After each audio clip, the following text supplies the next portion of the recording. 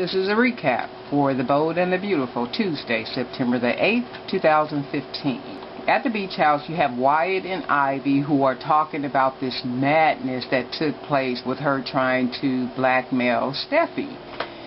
And Wyatt is trying to soothe Ivy to tell her that she did the right thing by deleting the video and that there was no need for her to be living in the past. And Ivy says to Wyatt that, well, I just deleted all my power. Ivy is still kind of holding on to it because as their conversation goes, she's still talking about Steffy and how Steffy needs to be held accountable for Allie's death and she still needs to pay for it and, you know, that she's responsible for it. And so even though she deleted the video, Ivy is not over it. So she and Wyatt, continue to talk, and Wyatt is telling her that she did the right thing by deleting the video, and he's very proud of her.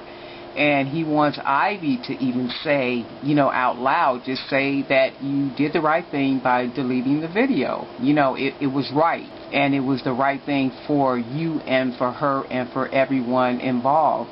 So Ivy eventually tells Wyatt that yes, deleting the video was the right thing to do. Okay, if that's what you want to hear, I'll go ahead and say it. But I still don't think that Ivy is over it. And I'm more or less like thinking Ivy has more video. She may have deleted that copy from her laptop, but I think she has video somewhere else that somewhere down the line she's going to use on Steffy. Because Steffy is kind of running around right now feeling free and thinking she's out of the clear. But then Ivy tells Wyatt that Allie is gone, and Steffy is still going on and, living her life, not accepting responsibility for what she's done. So then Wyatt, tells her that, that blackmailing her was the wrong thing to do. And then Ivy says, yeah, well, blackmailing my cousin was, taking it a little bit too far. So then they begin to kiss. You have Thomas. Thomas is in his office, and he's having some thoughts about the night him and Caroline had sex.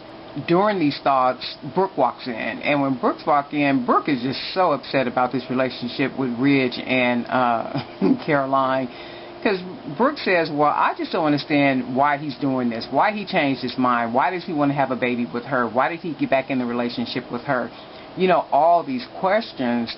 And Thomas says, well, maybe you need to ask Ridge. You need to ask Ridge because it sounds like you have a whole lot of concerns, you have a whole lot of questions, and in order for you to get those answers, you might need to ask him yourself. So then Brooke tells Thomas, she says, okay, well, maybe I will. And then Ridge calls Thomas and asks Thomas to come by the loft. And Thomas tells Ridge that he had just left there because he did. He had just left Ridge's place. So Ridge says, well, does it really matter what I want? I just need you to come by, please. And Thomas says, okay, well, I'll be by there. So when Thomas hangs up, Brooke begins to drilling, what did he want? Why is he calling you back there? You just left there. What does he want? And Thomas is saying, well, I don't know what he wants. And if you're finished with this interrogation, I can go and get us some intel. So then Brooke goes on again and says, okay, well, what did he sound like? Did he sound casual? Did he sound happy? Did he sound sad? What did he sound like? And Thomas told Brooke, well, he sounded energetic. He sounded alive. So then Brooks thinks about Ridge saying he had that vasectomy, because remember, she keeps flashing back to when Ridge told her he had a vasectomy.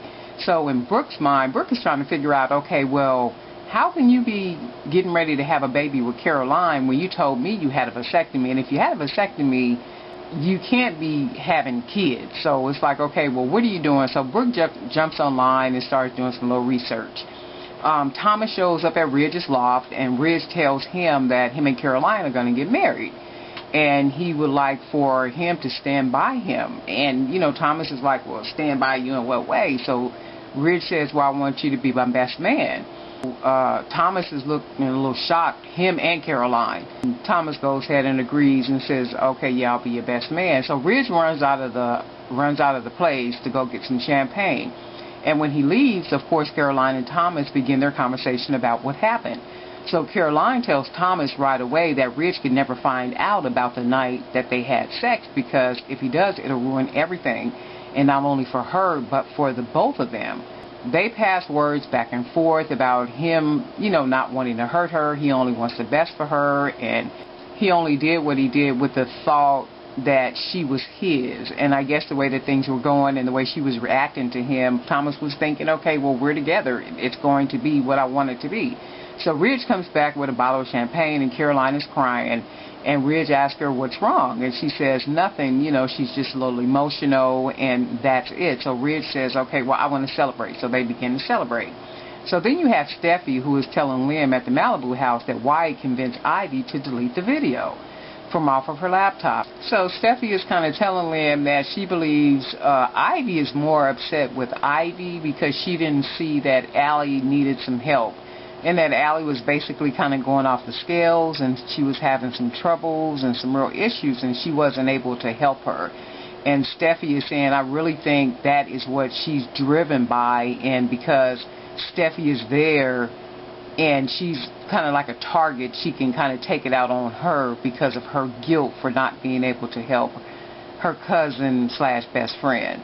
And then she kind of credits Wyatt again for being the reason why she can kind of breathe again and not feel like she's being threatened by Ivy with the video and going to the police, and then she has having this worry about she could possibly go to prison, and all this other kind of stuff. And Liam tells Steffy, well, they would have never let me get that far because they would have done something to prevent that, and I'm sure they would have.